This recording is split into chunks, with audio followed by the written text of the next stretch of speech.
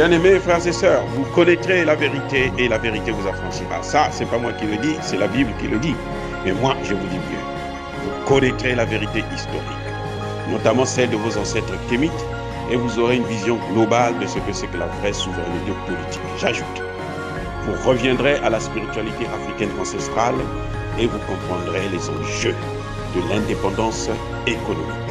Et pour terminer, vous accepterez votre identité culturelle kémite et vous obtiendrez deux choses.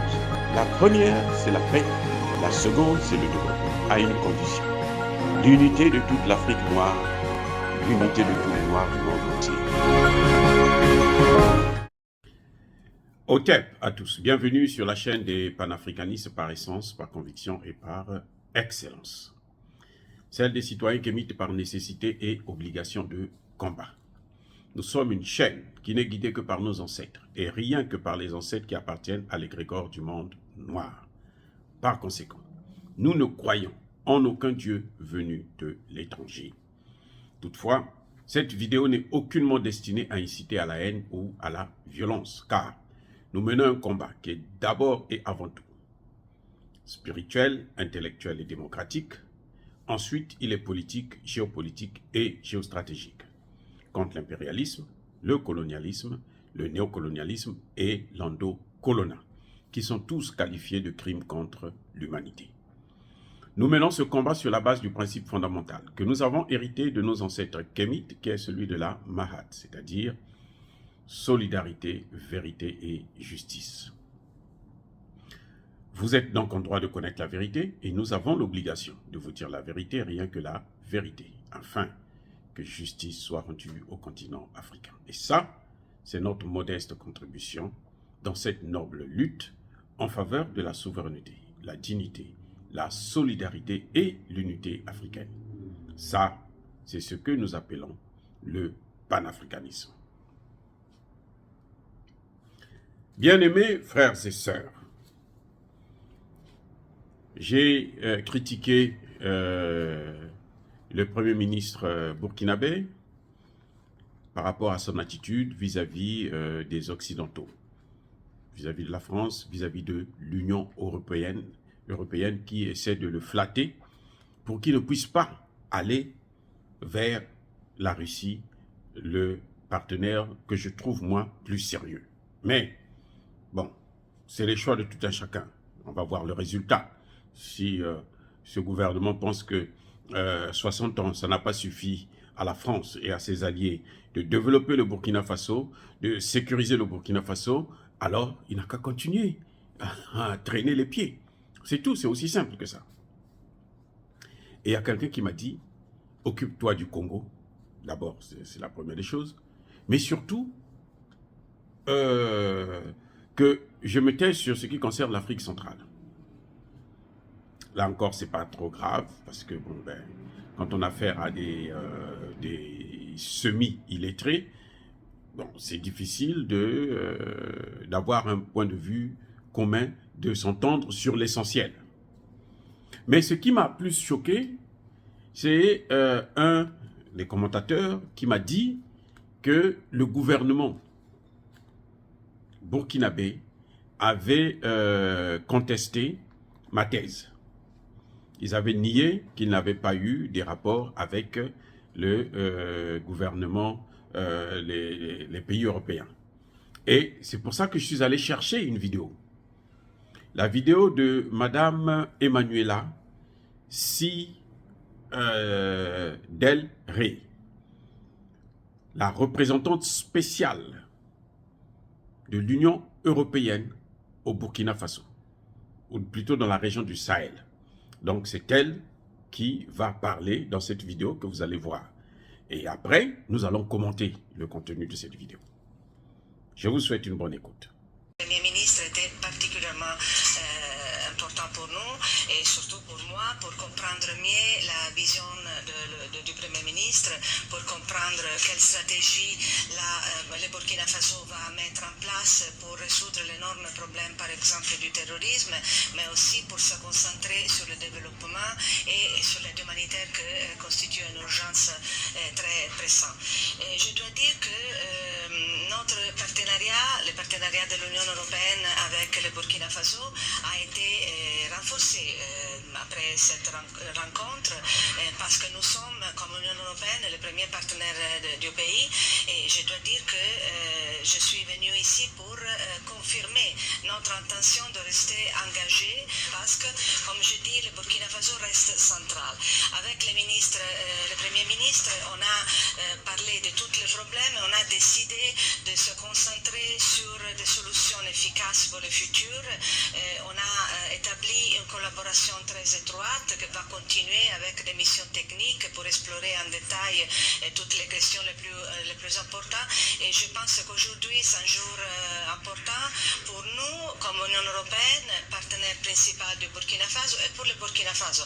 Je suis très heureuse et je vais continuer mon travail pour maintenir la réputation de la Burkina Faso très positive dans l'Union européenne et pour continuer à maintenir notre engagement fort avec le Burkina Faso, à côté du Burkina Faso, pour résoudre les problèmes. Après la discussion avec Monsieur le Premier ministre, je dois dire qu'à confirmer que nous sommes les partenaires les plus fiables, comme je dis. Et on a une approche intégrée parce qu'on pense que pour résoudre les problèmes du terrorisme, on a besoin d'agir sur plusieurs fronts. Il y a beaucoup de problèmes qui sont la cause de la raison pour laquelle, par exemple, des jeunes vont adhérer au groupe de terroristes, de criminels armés. Alors, pour nous, c'est une approche intégrée. On pense qu'on doit agir sur le front militaire, ça c'est vrai, mais aussi sur le front de développement pour garantir l'amélioration de conditions de vie qui est essentielle parce que la situation est vraiment grave. Le Burkina Faso insiste sur le plan militaire, on pense que c'est compréhensible, mais pour nous c'est aussi important d'apporter notre expérience et notre appui dans notre stratégie parce qu'on s'intègre et on est des partenaires et les partenaires travaillent ensemble. Cette dame a affirmé sur Mondo Media, Mondo Vision, que le Premier ministre et elle se sont entendus et que le Premier ministre a reconnu que la France était le premier, plutôt l'Union européenne était le premier partenaire du Burkina Faso. Elle n'a pas dit partenaire historique, elle a dit premier partenaire du Burkina Faso. Et c'est là où je me pose une question. C'est très bien qu'elle a reconnu ça, que le Premier ministre ait reconnu ça, mais de quelle primauté parle-t-on? Est-ce que c'est le premier partenaire parce que c'est lui qui est arrivé au Burkina Faso en premier? C'est lui qui nous a pris en esclavage, qui a pris le Burkina Faso, qui a colonisé le Burkina Faso. Ce sont eux qui ont violé, accaparé, qui se sont accaparés de la souveraineté du Burkina Faso, ou bien c'est par rapport à la lutte contre le terrorisme. Ce sont eux qui ont réglé le problème. Ils ont tellement fait un bon travail qu'ils sont les meilleurs, ils sont compétents et un bon résultat. Vous voyez? Parce que, on peut dire premier, parce que bon, on est le premier arrivé. Mais ce n'est pas parce qu'on est le premier arrivé qu'on est le meilleur.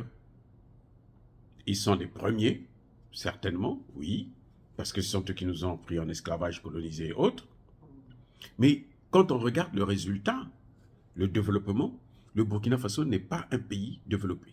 Il n'y a rien, il n'y a même pas des signes qui montrent que le Burkina Faso va s'en sortir. Le Burkina Faso utilise la monnaie qui n'est pas leur monnaie. Une monnaie qui empêche le développement de tous les pays de la sous-région. Tous les pays qui utilisent le franc CFA n'arrivent pas à décoller. Et le Burkina Faso, aujourd'hui, est en proie au terrorisme. Les terroristes occupent plus de 40% du territoire, alors que les soldats français sont là. Les soldats de Takuba sont là depuis près de 10 ans maintenant. Quel est le résultat? Nul. C'est-à-dire que c'est moins l'infini. Parce qu'ils sont tellement médiocres.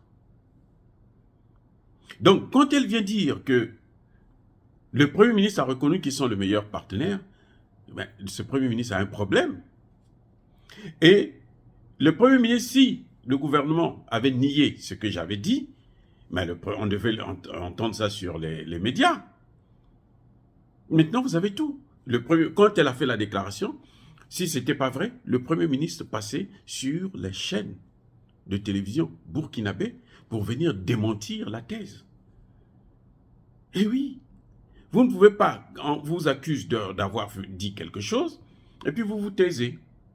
Et comme par hasard, quand vous avez vu la vidéo, regardez très bien derrière, il y a un noir qui visiblement, c'est un burkinabé puisqu'il est habillé en tenue de moussi.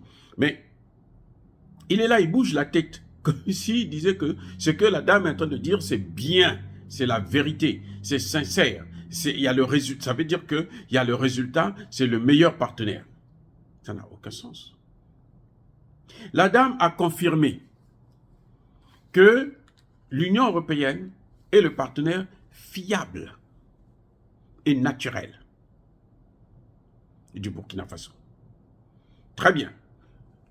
Et certainement le partenaire naturel du Burkina Faso, que depuis qu'ils sont avec le Burkina Faso, ils n'ont jamais développé le Burkina Faso. Le Burkina Faso ne se développe pas. C'est incroyable. Donc, il n'y a pas de développement. Comment peut-on dire que nous sommes le partenaire naturel? Naturel parce que quand on dit ça, ça veut dire que vous avez fait un travail tellement fort que tout le monde reconnaît la grandeur, l'importance du travail que vous avez fait dans le cadre du développement, dans le cadre de la souveraineté, dans le cadre du respect des droits de l'homme, dans le cadre des relations commerciales. Or, le Burkina Faso exploite des matières premières, mais elle n'obtient rien de tout ça. Maintenant, quant à la fiabilité, c'est le partenaire fiable. Oh, vous êtes un partenaire fiable? Et c'est vous qui amenez le terrorisme dans le pays, au Burkina Faso? Attendez, qu'est-ce que ça veut dire être un partenaire fiable? Si c'est vous qui avez commencé, qui avez ramené les terroristes jusqu'au Burkina Faso, dans le Sahel, il n'y avait pas de terroristes au Burkina Faso avant l'assassinat de Kadhafi et de la destruction de la Libye. Il n'y en avait pas. C'est après qu'on a constaté qu'il y a maintenant les terroristes. Donc, dans la lutte contre le terrorisme, on ne peut même pas lutter contre le terrorisme puisque ce sont eux qui ont amené le terrorisme. Je ne peux pas vous rappeler, je ne vais pas vous rappeler encore une fois de plus ce que Bazoum disait lorsque il a rencontré, il a parlé, plutôt il a assisté à une réunion où son prédécesseur demandait, suppliait aux Américains et à Nicolas Sarkozy de ne pas intervenir, de ne pas détruire la Libye, de ne pas déstabiliser la Libye, de ne pas tuer Kadhafi. Et ils ont dit non, nous on ne veut pas vous écouter, allez vous faire voir ailleurs, nous allons faire ça. Et ça, c'est ce qu'on appelle partenaire fiable, qui vous met tout le temps dans des problèmes, qui vous a pris en esclavage, qui vous a colonisé, qui vous a néocolonisé, et qui est en train de vouloir vous déstabiliser, détruire vos pays. C'est ça, partenaire fiable. Et pourquoi le Premier ministre n'est pas venu démentir cela? Pourquoi le Premier ministre n'a pas démenti cette thèse? Elle a fait des affirmations graves. Et visiblement, pour quelqu'un qui est faux, vous avez vu le monsieur qui bougeait la tête? C'est comme si, certainement qu'il travaillait pour le gouvernement, parce que ce n'est pas n'importe qui pouvait se mettre là. Donc, vous acceptez de façon tacite que, effectivement, ce qu'elle a dit, c'est la vérité. Et jusqu'à preuve de contraire, le Premier ministre en question n'a pas rencontré l'ambassadeur de la Russie, alors que c'est ce que le peuple demande, c'est ce que la jeunesse demande. Vous voyez comment ces gens sont malhonnêtes? Ils sont malhonnêtes, ils sont, ça dit que ridicules, ils sont méchants. Ça fait plus d'un mois qu'ils sont au pouvoir, il n'y a aucun signe qu'ils sont en train de se tourner vers d'autres partenaires, alors que c'était le fondement même du mouvement qu'ils avaient entamé. C'était le fondement même de la chute de Damiba. Damiba n'est pas parti parce que Damiba était un mauvais président. Damiba est parti parce que Damiba n'avait pas ménagé des efforts pour changer de partenaire, pour appeler les Russes comme la population le demandait. C'est pour ça que la population a soutenu le coup d'État. Parce que si la population n'avait pas soutenu ce coup d'État, il n'allait pas réussir. Non, Monsieur Apollinaire, vous devrez arrêter de jouer avec une population. Arrêtez de jouer. C'est un conseil. Arrêtez de jouer. Arrêtez de perdre le temps. Parce que plus, vous avez vu les Américains vous enlever dans la Goa.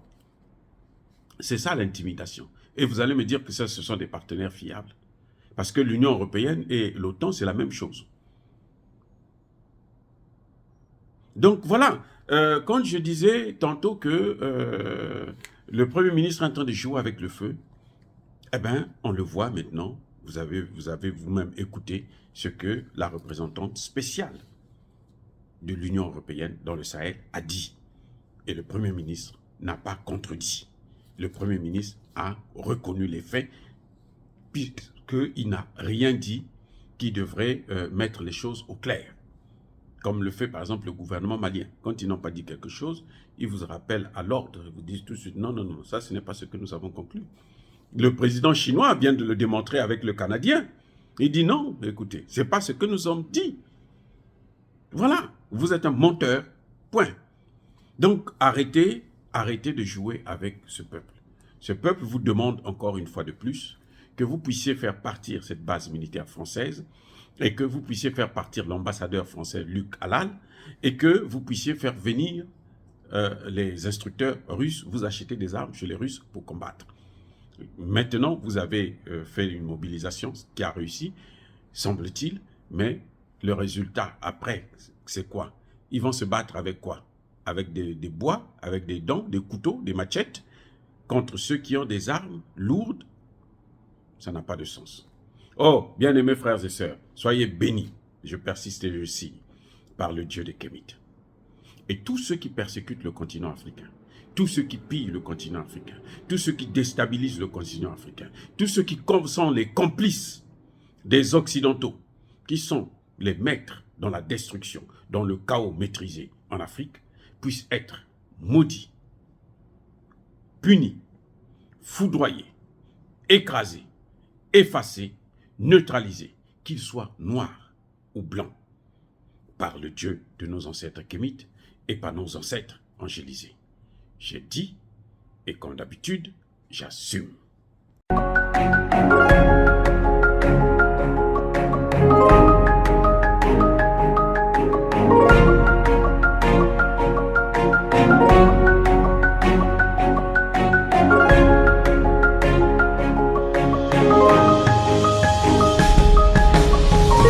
Eux, ils marchent par la foi et non par la vue.